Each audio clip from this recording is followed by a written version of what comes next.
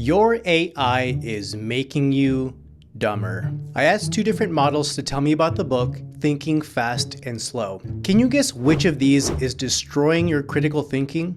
You might have picked this one being the better answer, but this one is actually disrupting your critical thinking skills. When you hear artificial intelligence and critical thinking in the same sentence, you probably picture that MIT study, or different news headlines, or even your favorite podcaster talking about brain rot. But in this video, I want to talk about what critical thinking actually is, how artificial intelligence disrupts it, and the simple things you can do to still use AI without degrading this valuable life skill. To understand how we got here, let's first answer, what is critical thinking? You might already be picturing a Stoic philosopher or cultural icons like Jordan B. Peterson, Neil deGrasse Tyson, but the simplest definition of critical thinking is careful, goal-directed thinking, where the goal could be to make up our minds about a belief or to inform a decision we're going to make. And there are 5 phases that make up critical thinking, so let's just jump through what they are. Suppose I'm walking on train tracks and feel the tracks start to vibrate. This starts number 1. The problem. What's causing the tracks to vibrate?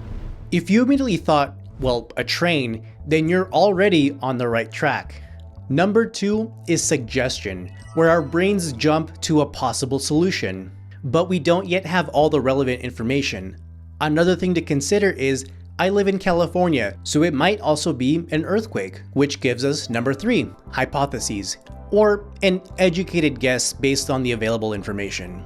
As I stand, the vibration is getting stronger and I hear a whistle in the distance, which takes us to phase 4, reasoning. Based on the information provided, I'm gonna say it's probably a train.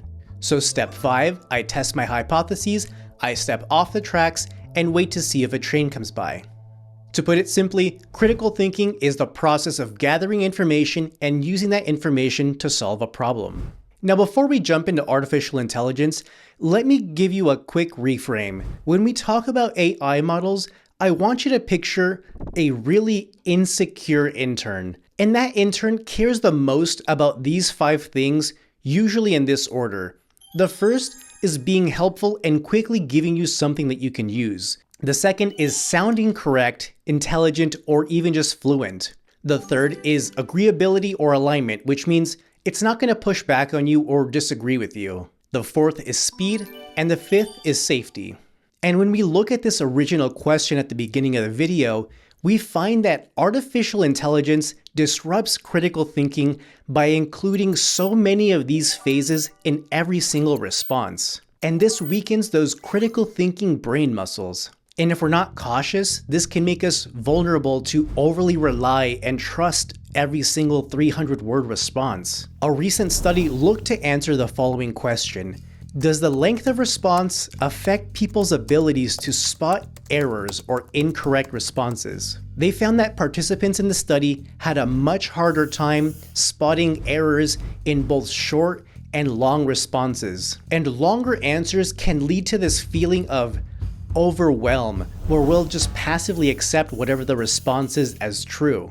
And it can happen to any of us. In New Orleans, 2 lawyers used AI to generate court documents which contained completely made-up case files that were then called out and questioned by the judge. This resulted in sanctions and eventually them having to resign from their positions. One of my biggest frustrations is when I ask a seemingly simple question and get a wall of text because it feels like homework. I can just feel my brain shutting off. And this part right here, I hate with a burning passion. This is called the leading prompt. At the end of most responses, where it's trying to steer you in some direction that I just don't want to go. So after months of being frustrated with this, I decided to solve my own problem in early 2025. I spent months configuring my own GPT that acts as a collaborator instead of an intern. It follows these very simple rules that prevents AI from doing the work and thinking for you. First of all, the responses are kept short. I want to focus on just the question I asked and nothing more, and to prioritize accuracy over speed. It doesn't give you any praise, there's no leading prompts, and if I have a really weak idea, it'll push back on it instead of just being a yes man. And there's a lot more I added to this, but this would quickly turn into a 3-hour video. But I made this prompt that you can copy and paste into whatever model that you like. That way it'll help frame the conversation to act as a collaborator instead of an intern for you. I've been using this for the last year, and as a result, my communication skills have actually improved. Usually, if I'm upset that a response didn't contain certain information, I realize it's not a problem with the model, it's actually a problem with my prompt. This is translated to other aspects of my life where I'm a lot better about knowing exactly what I want and then being able to ask for it. The second is it helps me retain my critical thinking. Part of the configuration is I want to be able to draw my own conclusions and think critically about a specific problem that I'm using it for.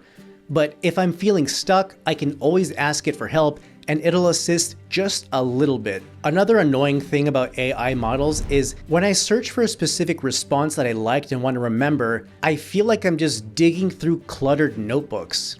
So I added this shortcut to this GPT that is TTYL. If I like a response in the middle of a conversation, I'll give it a thumbs up.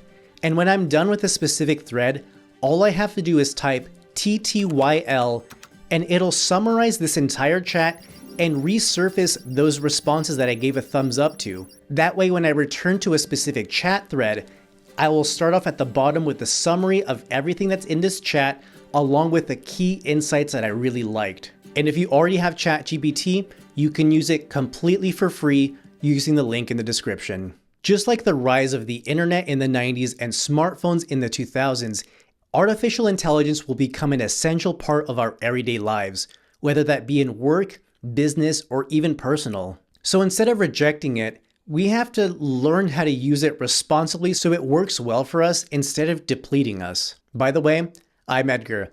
I love all things systems, productivity, and lifestyle, but finding ways to make them practical and easy to use. So if you want to keep walking away with valuable insights that can make life better, hit subscribe. This is Better Inputs. Thank you so much for watching.